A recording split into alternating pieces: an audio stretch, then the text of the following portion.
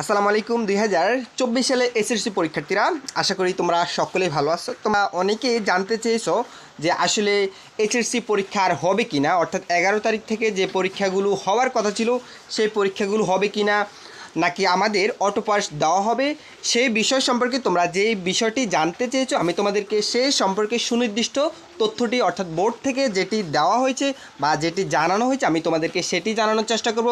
প্রিয় তোমরা যারা আনন্দ স্টাডি এই চ্যানেল নতুন অবশ্যই চ্যানেলটি সাবস্ক্রাইব করে রাখবা, আর যারা করছো তাদেরকে অসংখ্য ধন্যবাদ।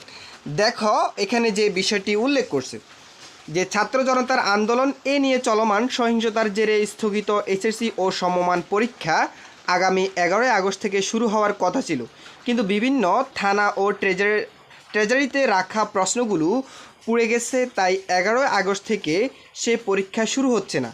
11 আগস্ট থেকে অনুষ্ঠিত এসএসসি স্থগিত পরীক্ষাসমূহ আবারও স্থগিত রাখার নির্দেশ দিয়েছে শিক্ষা মন্ত্রণালয়। অর্থাৎ তোমাদের যে পরীক্ষাগুলো হয়েছে সেই পরীক্ষাগুলো আবারও স্থগিত রাখা হয়েছে। তার মানে এই না যে তোমাদের অটো পাস দিয়ে দিবে। তোমাদের পরীক্ষাগুলো এখনও হয় নাই, পরীক্ষাগুলো স্থগিত, তোমাদের পরীক্ষাগুলো হওয়ার সম্ভাবনা রয়েছে। তবে এক্ষেত্রে একটা নিউজ জানতে পারি, সেটা হলো তোমাদের যেহেতু প্রশ্নটা পড়ে গেছে, সো তোমাদের এই প্রশ্নপত্র আবার তৈরি, আবারও একটা দীর্ঘ সময় নিয়ে তোমাদের এই পরীক্ষাটি যদি অনুষ্ঠিত হয়, তো এক্ষেত্রে আসলে এটা শিক্ষার্থীদের জন্য কাম্য নয়, একটা সেশন জট সৃষ্টি হতে পারে।